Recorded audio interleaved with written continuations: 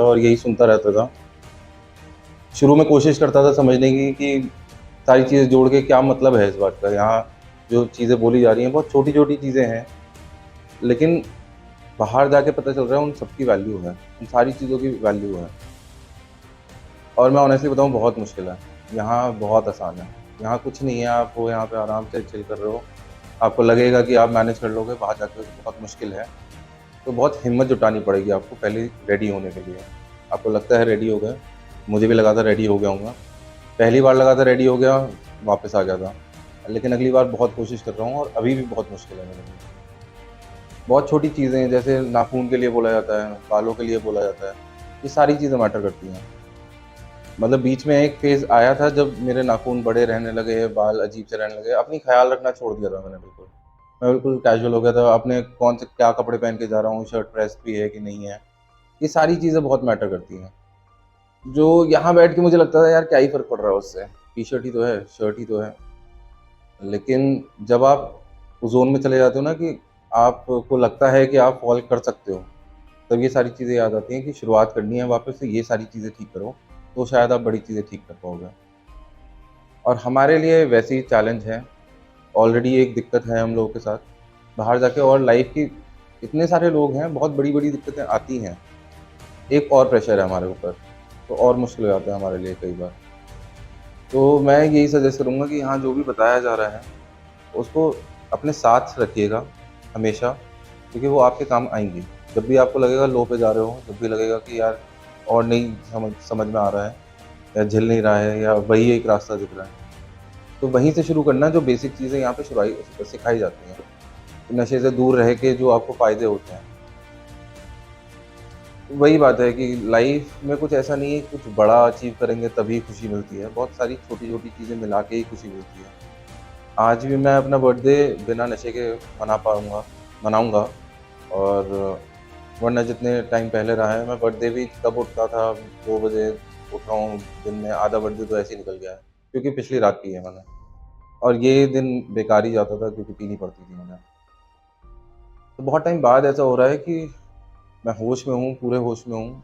कल रात को 12 बजे घर पे छोटा-सा एक सेलिब्रेशन हुआ, वो एन्जॉय करा मैंने, एक्चुअली चेरिश करा कि मम्मी भी जागी थी, वाइफ़ भी जागी हुई थी, वाइफ़ ने कमरा डेकोरेट कर रखा था। ये बहुत छोटी-छोटी चीज़ें हैं जो एक्चुअली अच्छी लगती हैं, जो आपको याद रहेंगी। मुझे याद था पहली बात तो कि मदर्स डे है, मम्मी के लिए कुछ करना है, ये याद था। कुछ चीज़ें करी, उनके साथ बैठा, शाम उनके साथ बिताई, बातें करी, उनको कैसा फ़ील हो रहा था। एक पॉइंट ऐसा आया था जब मैं शायद आई वाज़ दिस क्लोज़ कि वो सामने तोहफ़ा मैं शायद ले लेता।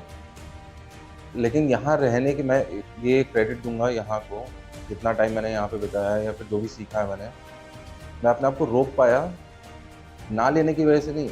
मैंने बस उस टाइम पे वैल्यू करी कि क्या ज़्यादा वैल्यू करता है, कि अगला दिन कैसा जाएगा, घरवालों का मूड कैसा होगा, मेरी हालत कैसी होगी, मेरा जॉब सफ़र करेगा, वो ज़्यादा ज़रूरी है या बस उस मोमेंट के लिए अपनी हवस ही कहूँगा एक तरीके से, वो सैटिस्फ़ाई कर लूँ बस।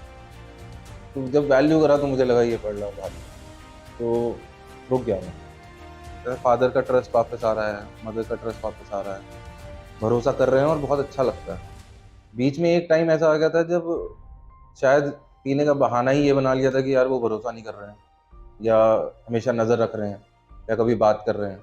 मतलब कुछ ना कुछ जब भी वो बात करते थे यही बात करते थे और मैं ये रियलाइज़ नहीं कर पाता था कि कुछ और बात करेंगे कैसे? तो मैं रहता ही नशे में हूँ पूरे टाइम, तो उनके पास और क्या हो सकता है बात करने को? और यहाँ पे रह के ये चीज़ सीखी कि यार हम जितने भी लोग हैं, हम सबको पता है हम कुछ ना कुछ करके ही आए हैं बाहर। तो यहाँ बड़ा कंफर्टेबल फ़ील होता था कि यार कोई मुझ पे उँगली क्या उठाएगा, वो खुद गलत करके आया है। लेकिन जब आप बाहर अच्छा करने लगोगे, तो आप भी ऐसे फ़ील करोगे कि यार जब मैंने कुछ गलत नहीं करा है, तो सामने वाला उँगली उठाएगा नहीं। वो कॉन्फिडेंस आपके अंदर से आ जाता है, तो आप इंटरैक्ट भी उसी तरीके से करते हो। पहले तो कमानी पड़ेंगी चीज़ें वो वापस सारी, तब आपको डर लगना शुरू होगा कि नहीं यार, अब मैं क्या चूज़ करूँ? वो भरोसा रखना है मुझे, वो खुशी रखनी है या फिर वो बस उसी हाल में वापस जाना है। चिंता ही खत्म हो गई थी मेरे अंदर, कैपेसिटी नहीं थी कोई मेरे अंदर। मैं यहाँ तक बताऊँ गाड़ी चलाने का कॉन्फिडेंस लूज़ कर दिया था मैं। बहुत अच्छी गाड़ी चलाता था मैं और उस टाइम पे यूजिंग के टाइम पे मैं ऐसा हो गया था गाड़ी चलाने में डर लगता था। काँपता था मैं कि इधर से कुछ हो जाएगा, उधर से कुछ हो जाएगा। आज बड़े आराम से चला रहा हूँ और ये अच्छा लग रहा है। तो आप अपनी कैपेसिटी जानते हो, आप क्या कर सकते हो, वो आप लूज़ कर जाते हो। जब आप वो गेन करना शुरू करते हो, तो आपको उसकी वैल्यू समझ में आती है कि नहीं यार, ये ज़्यादा इम्पोर्टेंट है। और मेरी आज भी जब मैं ऑफ़िस जाता हूँ और दिया जलाता हूँ, तो वही प्रार्थना करता हूँ, आत्म शांति की। वही है मेरी, वही बोलता हूँ हमेशा। मेरा आज भी फ़ोन में वो चलता रहता है स्क्रॉलर, उसमें सेरेनिटी की प्रेयर चलती रहती है। तो वन्स इन अ व्हाइल नज़र पड़ती है, इनफैक्ट लाइटर खरीद रहा था मैं, उसपे भी वही लिखी हुई थी।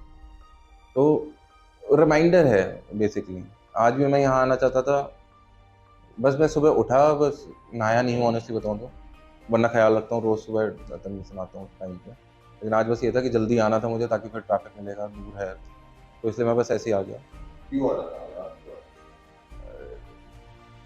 सर एक तो अटैचमेंट है, ऑनेस्टली बताऊँ, मतलब वो एक लव एंड हेट रिलेशनशिप हो जाता है कि मतलब जैसे मैंने बताया कि धक-धक भी हो रही है, लेकिन मैं वो एक तरीके से रिमाइंडर था ये, कि यार जो आज मैं कर पा रहा हूँ, वो इसी जगह की वजह से हुआ है। आज जो मैं सोबर हूँ, मेरे घरवाले खुश हैं इस बात से, और मेरी वाइफ़ प्लान कर रही है पूरा दिन कि हाँ, हम क्या-क्या करेंगे। तो ये सब मैं तभी कर पा रहा हूँ क्योंकि इस जगह पे मैंने टाइम गुज़ारा है और कोशिश करी है समझने की।